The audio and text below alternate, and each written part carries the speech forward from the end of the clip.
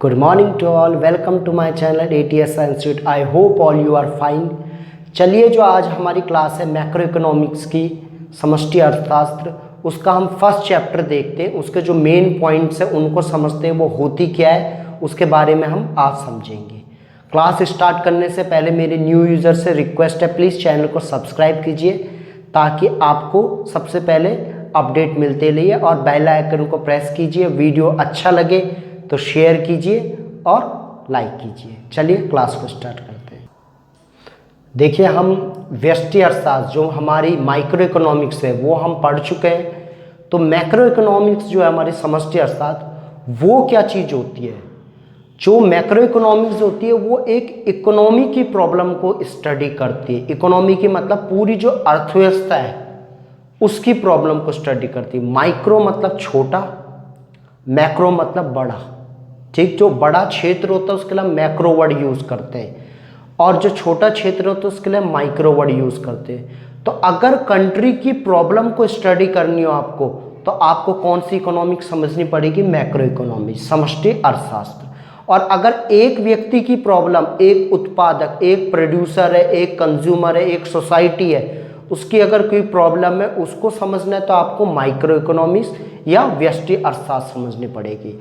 तो macro economics होती क्या है पहले ये समझते हैं। Macro economic is that branch of economics which studies economic problem at the level of an economy as a whole. मतलब ये है, हिंदी में अगर समझे, ये वह शाखा है जिससे संपूर्ण अर्थव्यवस्था की समस्याओं का अध्ययन किया जाता है। देखिए, हम जानते हैं कि इकोनॉमिक्स जो है अर्थात वो अलग अलग तरह की होती है, उसके कई ब्रांचेज हैं। तो उसमें से एक ब्रांच जो है हमारी ये मैक्रो इकोनॉमिक्स है, समष्टि अर्थशास्त्र, एक शाखा या ब्रांच।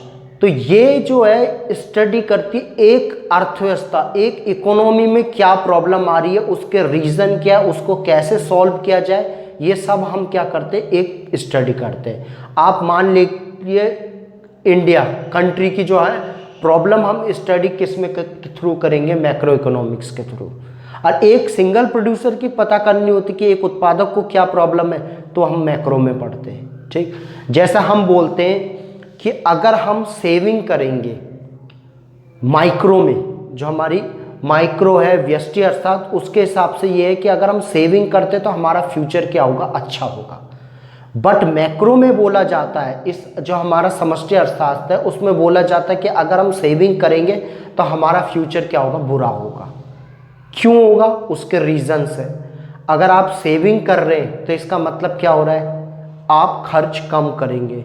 अगर आपके एक्सपेंस कम होंगे तो प्रोड्यूसर जो उत्पादक है उसके गुड्स क्या होंगे? कम बिकेंगे। अगर उसके गुड्स कम बिकेंगे तो कमाएगा कम। अगर कमाएगा कम तो वो आगे प्रोडक्शन को भी क्या करेगा? कम कर देगा। जिससे क्या होगा? कंट्री के अंदर अनएम्प्लॉयमेंट फैलेगी, उसकी इनकम कम, तो उसकी इनकम जो लोगों में डिस्ट्रीब्यूट होती है, वर्करों को सैलरी मिलती है, रेंट देता है, वो सब कुछ क्या हो जाएगा? धीरे धीरे कम। तो कंट्री के अंदर मंदी छा जाएगी। तो ये बोला जाता है जो आप एक्सपेंस कर रहे हैं वो आपके लिए तो खर्चा है बेशक, मगर इकोनॉमी के लिए बहुत क्या होता है? अच्छा होता है। चाहे वो किसी भी टाइप का एक्सपेंस हो, वो हम अभी पढ़ेंगे। ठीक, तो डेफिनेशन से पता लग गया कि इकोनॉमी की हम प्रॉब्लम को स्टडी करते हैं किसके थ्रू? मैक्रो इकोनॉमी, पूरी कंट्री की। एक प्रोड्यूसर की नहीं, पूरे जो प्रोड्यूसर है, एक कंज्यूमर की नहीं, पूरी कंट्री के जो कंज्यूमर है उनकी क्या प्रॉब्लम है, और एक सोसाइटी की नहीं, पूरी इकोनॉमी अर्थव्यवस्था की जो प्रॉब्लम है उसको स्टडी करेंगे। तो मेन जो पॉइंट होते हैं किनको हम देखते हैं, जैसे मान लो कुछ मैंने पॉइंट लिखे। नेशनल इनकम, नेशनल इनकम कैसे कैलकुलेट होगी?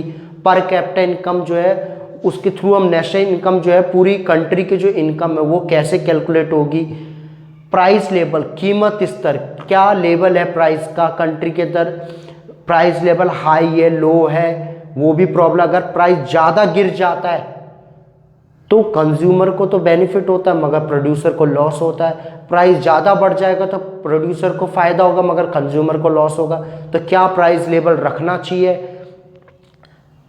फुल एम्प्लॉयमेंट, पूर्ण रोजगार, कंट्री के अंदर फुल एम्प्लॉयमेंट की सिचुएशन लाने की कोशिश की जाती है। फुल एम्प्लॉयमेंट हमने पढ़ा था, पूर्ण रोजगार, जिसमें उन सभी लोगों को काम मिल जाता है जो willing to work and able to work है, काम करना चाहते और उनके काम करने लायक उनके अंदर क्या एबिलिटी भी है। मनी, मनी का मतलब मुद्रा, पैसा, पैसा कहाँ से आएगा, कैसे आएगा, कितना इकोनॉमी में लाया जाएगा, ये सब हम इसमें स्टडी करते हैं। दूसरा है इकोनॉमिक डेवलपमेंट, आर्थिक विकास। आर्थिक विकास में हम ये देखते हैं कि कंट्री का डेवलपमेंट कैसे किया जाए। मैक्रो इकोनॉमीज हमें समझ आ गई। अब हम देखते हैं कि उसमें कितने प्रकार के गुड्स होते हैं, जो इकोनॉमी में, जो अर्थव्यवस्था में गुड्स पाए जाते हैं वो किस तरह के होते हैं। तो सबसे पहले हमारा फाइनल गुड्स, अंतिम वस्तुएं। देखिए फाइनल गुड्स या अंतिम वस्तुएं उनको कहा जाता है जो प्रोडक्शन की बाउंड्री लाइन को पार कर चुके हैं। मतलब है कि उनमें अब प्रोडक्शन नहीं होना, वो उनमें आपको चेंज करना बाकी नहीं है, और जो फाइनल कंज्यूमर है, जो हमारा अंतिम उपभोगकर्ता है जो है, उसके यूज के लिए क्या है, अवेलेबल है। ठीक, जिसमें कोई मूल्य वृद्धि नहीं होनी, वैल्यू एडिशन नहीं होना, वो गुड्स जो होते हैं हमारे, वो क्या होते हैं, फाइनल गुड्स होते हैं। कोई भी गुड्स हो, आपने क्या किया, चलिए पहले डेफिनेशन देखते हैं। वह वस्तुएं जो उत्पादन सीमा रेखा को पार कर चुकी है और अपने अंतिम उपयोगकर्ता द्वारा उपयोग के लिए तैयार है और इसमें मूल्य वृद्धि संभव नहीं है। या फिर final goods are those goods which cross the boundary line of a production and available for final consumer, there is no possibility of value addition. मतलब साफ है कि वो गुड्स जिसमें वैल्यू एडिशन अब नहीं हो सकता। वैल्यू एडिशन का मतलब मूल्य वृद्धि, 10 में 2 रुपये बढ़ा के आप आगे बेच रहे हो 12 रुपये, तो जो 2 रुपये बढ़ रहे हैं वो क्या, हमारा वैल्यू एडिशन है। तो उसमें जो वैल्यू एडिशन है, मूल्य वृद्धि अब नहीं हो सकता। जो फाइनल कंज्यूमर है उसके हाथ में वो गुड्स पहुंच चुका है, ना वो गुड्स को आगे बेचेगा, वो केवल क्या करेगा, अपने लिए क्या करेगा, यूज करेगा। ठीक, तो वो गुड्स क्या होते हैं, हमारा फाइनल गुड्स होते हैं, अंतिम वस्तुएं। इसी को हम नेशनल इनकम में लेते हैं। ठीक, अब जो है हमारे जो फाइनल गुड्स है, इसके जो 2 पॉइंट्स है, 2 प्रकार के होते हैं। एक होता है हमारा फाइनल कंज्यूमर गुड्स, अंतिम उपभोक्ता वस्तुएं, और दूसरा होता है फाइनल प्रोड्यूसर गुड्स, अंतिम उत्पादक वस्तुएं।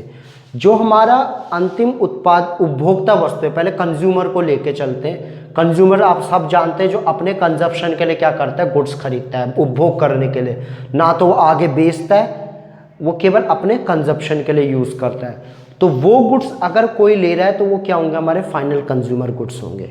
अगर कोई उपभोक्ता अपने उपभोग के लिए कुछ भी ले रहा है, कंजप्शन के लिए, आपने ब्रेड लिया, बटर लिया, आपने एसी लिया अपने घर के लिए, तो वो सारे गुड्स हमारे क्या है, फाइनल गुड्स हैं। ठीक, फाइनल कंज्यूमर। इसके अलग अलग पॉइंट से समझिए। सबसे पहले होता है हमारा ड्यूरेबल गुड्स।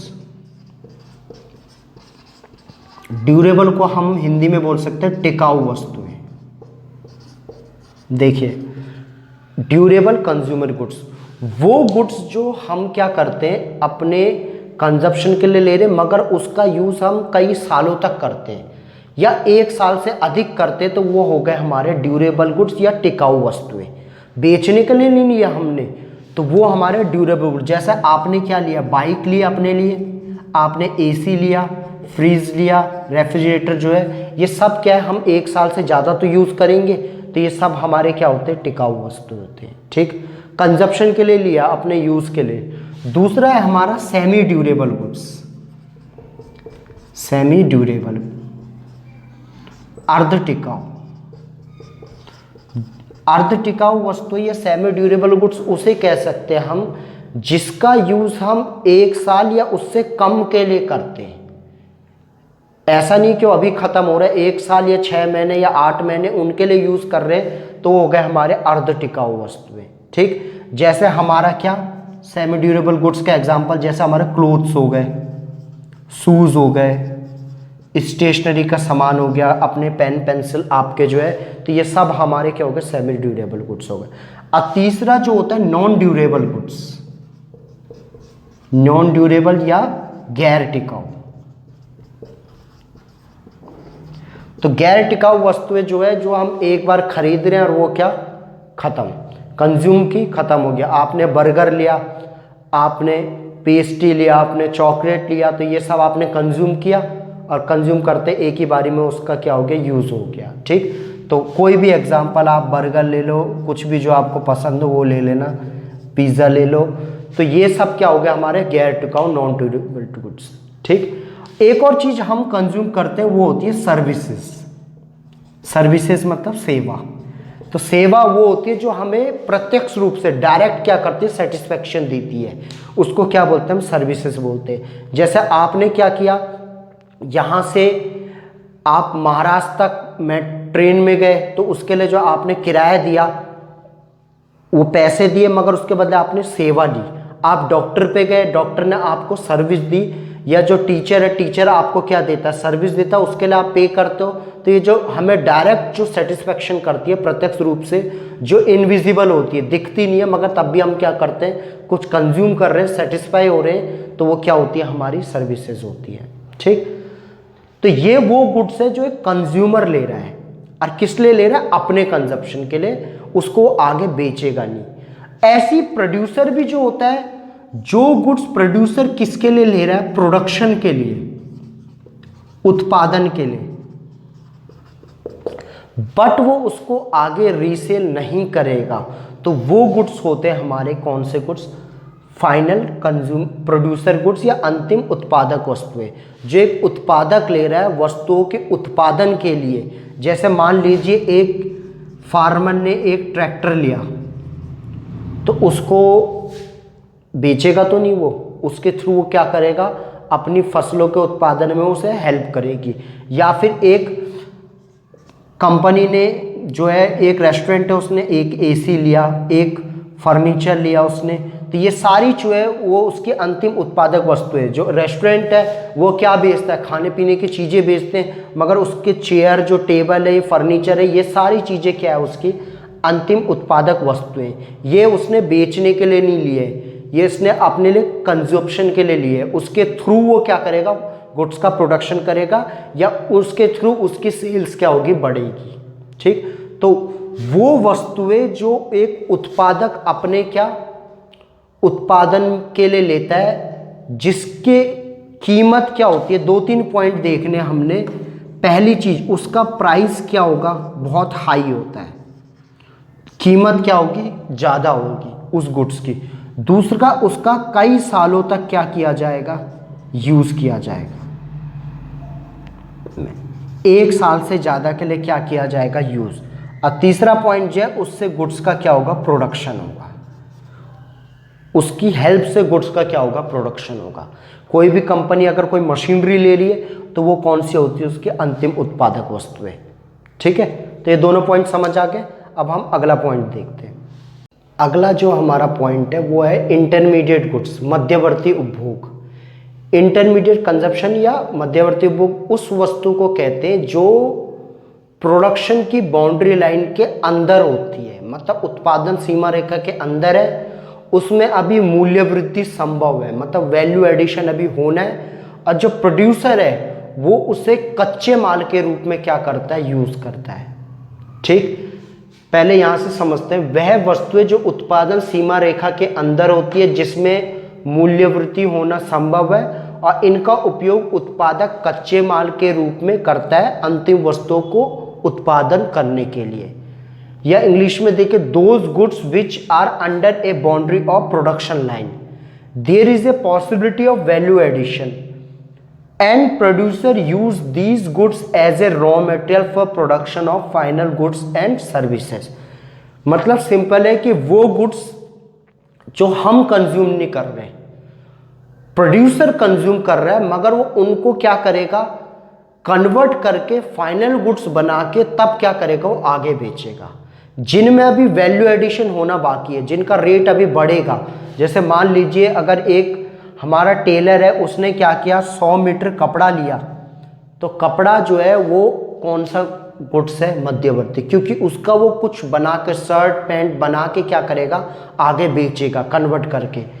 अगर उसने सिलाई करने के लिए जो मशीन ली है, तो वो जो है वो कौन सा गुड्स था, वो फाइनल गुड्स था, क्योंकि उसने आगे क्या नहीं करना, उसे सोल्ड नहीं करना। समझ गए।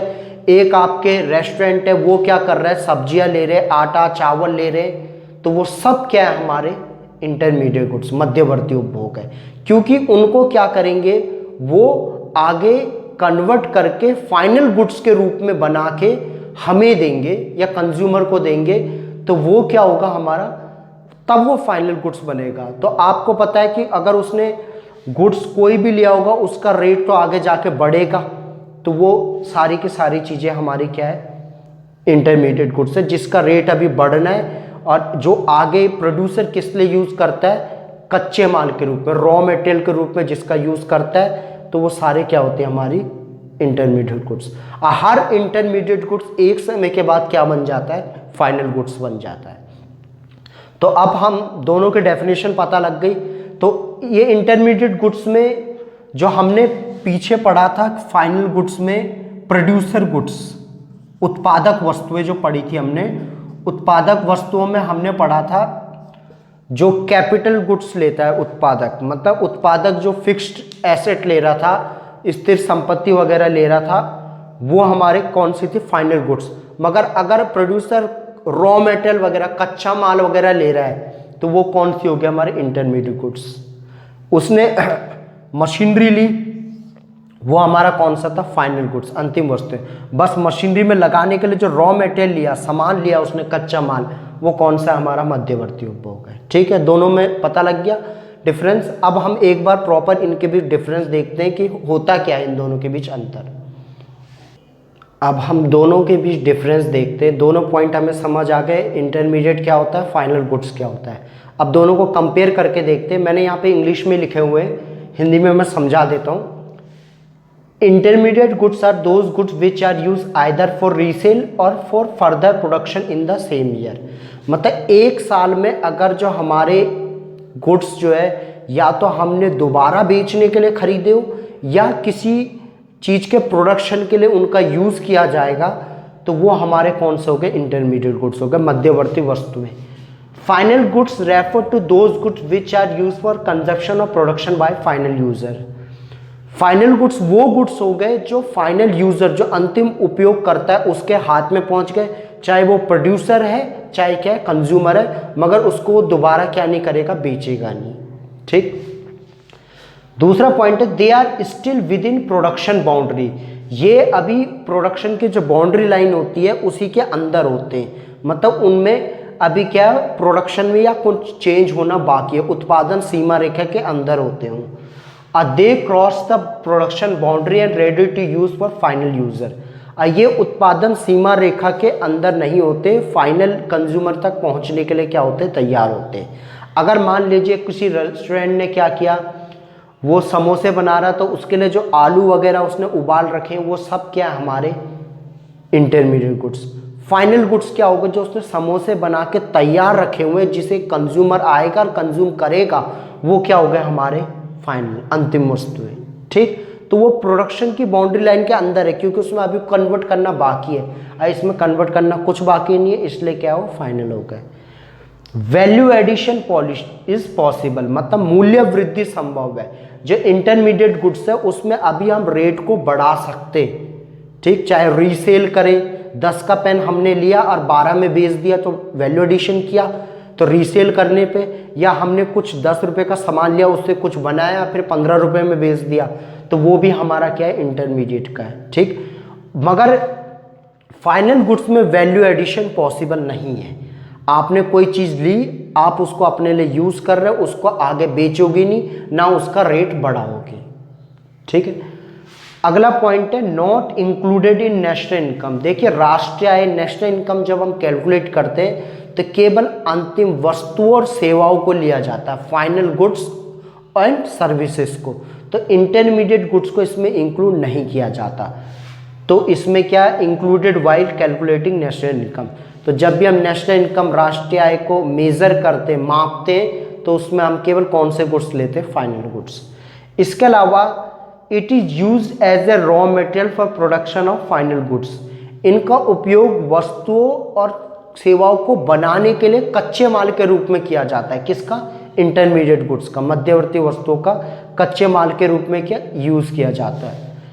यूज बाय फाइनल कंज्यूमर, और जो फाइनल गुड्स है वो केवल फाइनल कंज्यूमर यूज करता है, उसको क्या नहीं करता हो, आगे किसी कच्चे माल के रूप में यूज नहीं किया जाता। तो ये डिफरेंस हो गए इन दोनों के बीच। आज हमने मैक्रो इकोनॉमिक्स समष्टि अर्थशास्त्र 12th का फर्स्ट चैप्टर देखा, उसका भी हमने एक पार्ट किया है, फर्स्ट पार्ट। सेकंड पार्ट में जो है मैं आपको बचा हुआ चैप्टर कराऊंगा। पहले आप इस वीडियो को एक दो बार रिपीट करके देखना, उसके हिसाब से अपने नोट्स तैयार करना, बुक अपनी जो है उसको एक बार पढ़ना। अगर कोई डाउट निकल के आता है तो आप मेरे को व्हाट्सअप कर सकते हैं और कमेंट कर सकते हैं। मिलते हैं नेक्स्ट वीडियो में। अगर आपको वीडियो अच्छा लगा हो तो प्लीज़ शेयर कीजिए और लाइक कीजिए। चलिए मिलते हैं नेक्स्ट क्लास में।